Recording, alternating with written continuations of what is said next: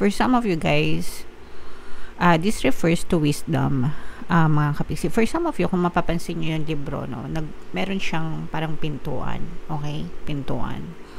So, parang sinasabi dito na nagbubukas yung pintuan ng kaalaman para sa inyo. Kumbaga, you will find the key, you will find the answers.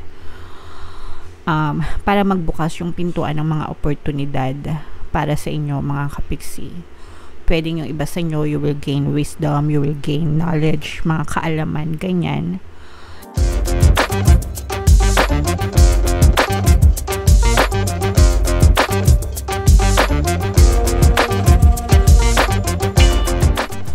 Hello guys, hello Virgo. Anong paparating sa inyo? Ito ay isang timeless reading, guys, para sa Virgo, Sun, Moon, Rising, Sign, and Venus. Pag sinabing timeless reading, guys, anytime na mapanood nyo yung video, pwede siyang mag-resonate sa inyo. If in case hindi kayo naka-resonate right now, mga kapiksi, pwede nyo siyang balikan next time, next year, next month, next week, kahit kailan, mga kapiksi. And by those time, guys, maaari nang maka-resonate kayo dun sa message. So, ito yung positive and negative energy. Nakikita natin na merong positive and then merong negative din sa inyong reading, mga kapiksi, no? So, unahin natin tong dalawang ito, mga kapiksi. We have the book and the key energy para sa inyo. For some of you guys, this refers to wisdom, mga kapiksi. For some of you, kung mapapansin nyo yung libro, no, meron siyang parang pintuan. Okay? Pintuan. So, parang sinasabi dito na nagbubukas yung pintuan ng kaalaman para sa inyo. Kumbaga, you will find the key, you will find the answers. Para magbukas yung pintuan ng mga oportunidad para sa inyo, mga kapiksi. Pwedeng yung iba sa inyo, you will gain wisdom, you will gain knowledge, mga kaalaman, ganyan. And yung mga kaalaman na yun, para magsisilbi siyang susi, no? Para bumukas yung pintuan ng more blessings pa. Nagets nyo ba? Kumbaga, nagigain kayo ng knowledge and wisdom para magbukas yung mga oportunidad sa buhay nyo, mga kapiksi. For some of you guys, I'm also sensing na you will find mentors, no? Mga ibig sabihin, parang maaari kayong makakita ng mga tao na pwedeng magbigay ng tulong sa inyo, kaalaman, mag-guide, mag-coach sa inyo na mga nararapat nyong gawin or na mga dapat nyong gawin para tuluyang umangat at umasenso yung inyong kabuhayan, mga kapiksi. Okay? So, very, very nice. Super powerful energy or message para sa inyo. And then, with the key and the coffin energy, mga kapiksi, for some of you guys, pay attention to your health, no? Health, illness. Baka kasi meron kayong mga nararamdaman na mga sakit, mga dinadamdam sa katawan nyo na pinagwawalang bahala nyo. So, always ko kayong nire-remind na you shouldn't take for granted yung inyong kalusugan. It's your body telling you na there's something wrong with you. So, make sure na kapag may nararamdaman kayo, magpa-check up. You will soon find the answers as well. So, parang sinasabi dito na malalaman mo yung dahilan kung ba't palagi sumasakit yung ulo mo, kung bakit palaging sumasakit yung tiyan mo, or whatever, kung ano man yung palaging sumasakit sa'yo, kapiksi. So, make sure na magpa-doktor kayo, guys, if you have like mga nararamdaman sa katawan. Kasi baka it might be something serious, guys, okay? Now, for some of you, parang there will also be losses and new beginnings dito. Parang mga endings and new beginnings naman. So, parang soon marirealize mo kung bakit, let's say, for example, may nawala or may natapos na isang chapter sa buhay mo, and soon marirealize mo yung value ng chapter na yun and kung ano yung lesson niya para sa susunod na chapter ng buhay mo. Okay? So, let's say, for example, nawalan ka ng trabaho, maiintindihan mo na kung ba't ka nawalan ng trabaho, and that is to give way para magnegosyo ka pala. Kasi hindi ka pala para sa trabaho na yon, para ka pala sa another job. So, parang ganon. So, there will be endings and new beginnings and magliliwanag yung isip mo doon, mga kapiksi. Alright? So, pwedeng lahat mag-resonate, pwedeng yung iba lang, mga kapiksi. Okay? Now, with this coffin and mice energy, these are both negative energies, no? So, again, pertaining to your kalusugan, baka kasi nagde-deteriorate, mga kapiksi, yung iyong kalusugan. Ibig sabihin, baka hunti-hunting humihina yung katawan mo, baka meron na palang bad cells sa katawan mo na kinakain yung good cells mo, or 'di ba, na override nila yung good cells mo. So again, make sure na magpa-check up. For some of you naman, there may be somebody, something, some situation, toxic na situation na dahilan kung bakit naapektuhan yung kalusugan mo, yung mga stress, worry, no? So for some of you, baka may mga tao or bagay na nagpapastress sa'yo, kapiksi. And syempre, kapag stress, automatic yan, guys, na talagang may dinadamdam yan sa katawan most of the time, kasi stress is mental. And kapag hindi maayos yung mental being mo, hindi rin maayos yung physical being mo. So make sure na ayusin nyo or i-resolve nyo yung issue dito sa toxic na person na to or toxic na sitwasyon na to, mga kapiksi, kasi maaring sobrang stress ka na and nakaka-apekto na siya ng labis sa inyo. Okay? Now, with this mice and rider energy naman, nakikita naman natin na makaka-overcome, malalampasan mo rin ito, no? Itong stress na situation na to or itong stress na tao na to, mga kapiksi. So, ma-overcome mo din siya, malalampasan mo din siya, and eventually, makaka-move on din kayo. So, make sure na whatever you're dealing with na nagbibigay ng stress sa inyo is talagang nire-resolve nyo. Huwag yung takbuhan, guys.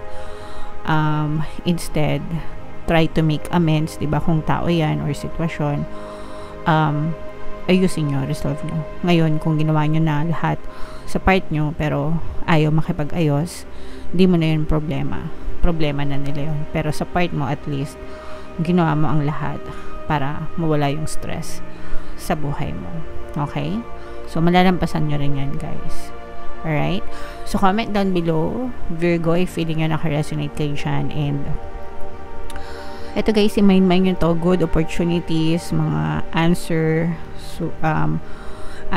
sa mga, or solusyon sa mga problema, solusyon sa buhay, yan. I-mind nyo yan, guys. Moving on, yan. I-mind nyo yan, guys, sa comment section. Okay? So, tingnan natin. Additional message for you, Virgo. Shuffle natin to, guys. Habang sinashuffle ko to, panoorin nyo muna yung video natin regarding sa ating paano mag-manifest ng abundance video course. Kapiksi, sawa ka na ba sa mga struggles at hirap sa buhay mo? Masipag ka ba at masikap sa buhay ngunit hindi ka pa rin umaasenso? Ilang beses ka na bang nag-attempt mag-negosyo at mag-invest pero palagi ka pa rin nalulugi? Sa pagkakataon na ito ay maaaring may subconscious beliefs ka na nagiging balakid sa iyong pag-unlad at pagyaman. Introducing, paano mag-manifest ng abundance video course. Dito ay matututunan mo ma-overcome ang mga balakid mo para tuluyan ka ng umunlad, umasenso, sumagana, maging matagumpay, successful at maswerte sa iyong kabuhayan, pera, trabaho, negosyo sa lapi at kaperahan ng bonggang-bongga. Dali, mag-send na ng email sa pinoypixie@gmail.com at simulan na ang iyong pagyaman ngayon. Alright, so sa lahat na gusto mag-avail ng course, guys, meron tayong 500 pesos to discount until September 30, so i-avail nyo na yan, guys. Sobrang ganda. And meron din tayong bagong course, paano mawala ang third party at magkaroon ng harmonious na relationship para mawala naman yung mga kabit na mga jowa nyo, guys. 20% discount yan until September 30, so i-avail nyo na, guys. Sobrang ganda. And sobrang ganda din ng mga additional messages nyo, guys. We have white light and focus. This is protection, guys. Okay, kung mapapansin nyo, ikaw tong nasa loob tapos meron kang shield, no? So, you're always safe and protected. You're always being guarded. You are always being shielded, no? Laban sa mga negative energies or negative entities sa mundo. Pero syempre guys, you also have to protect yourself, protect your energy, no? So wag nyong sayangin yung inyong energy sa mga walang kakwenta-kwentang bagay, walang kakwenta-kwentang sitwasyon. Don't waste it, no? Instead, gamitin mo yung energy mo sa kapaki-pakinabang na paraan, sa mga makabuluhang bagay, sitwasyon, tao sa paligid mo. That's where you should spend your energy para talagang sulit, no? Kumbaga sulit yung araw mo, and syempre magiging sulit din yan in the long run, mga kapiksi. Okay? So palagi din magdasal guys, very important na palagi din kayo nagdadasal, humingi kayo palagi ng gabay at protection para talagang you're always shielded. Alright?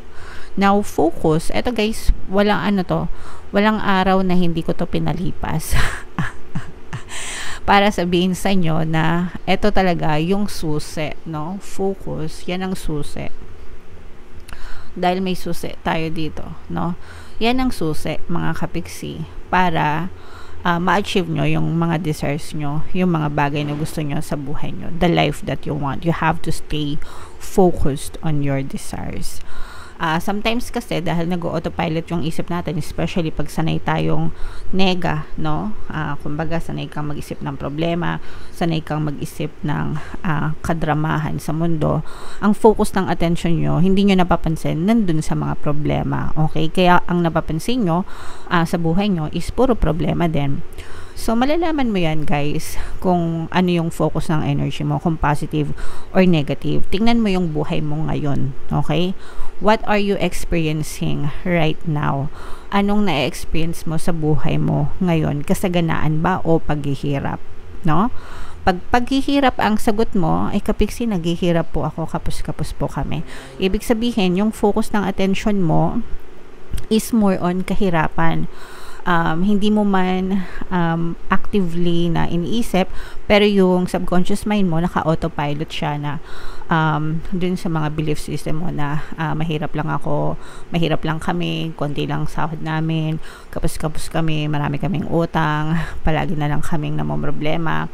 So ibig sabihin naka-autopilot na yung subconscious mind mo sa mga ganong klaseng pattern of thoughts, kasi yun yung paulit-ulit na iniisip mo, yun yung focus ng attention mo.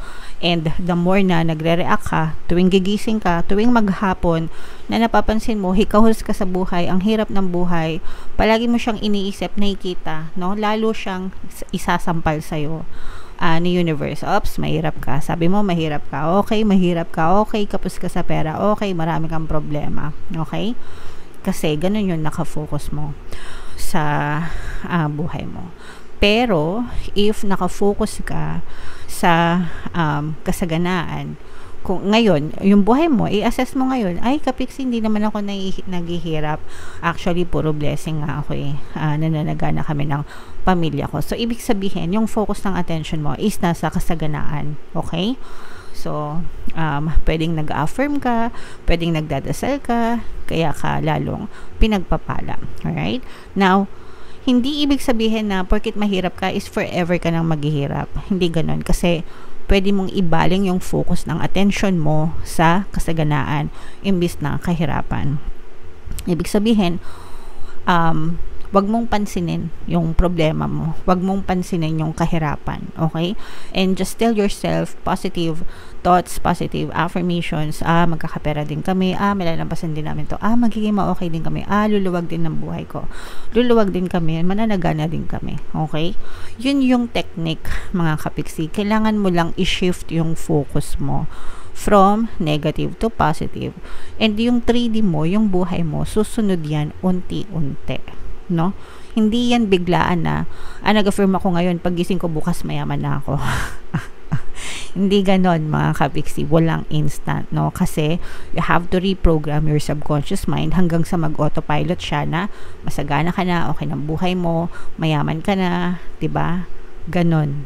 So you have to stay focused, guys. Naintindihan nyo ba? Sana naintindihan nyo, kasi gustong-gusto ko yan na tinuturo sa inyo, mga kapiksi, kasi yan lang din yung pwede kong itulong sa inyo, guys.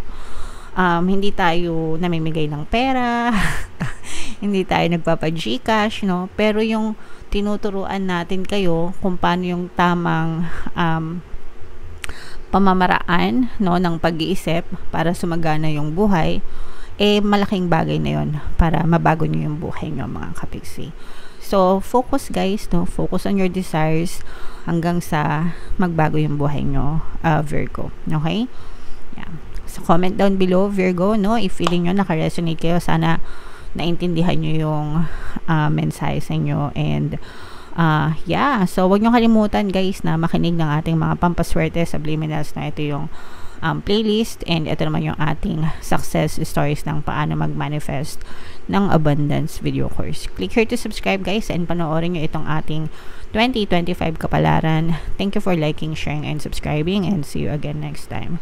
I love you all, guys. Have a nice day. Bye-bye.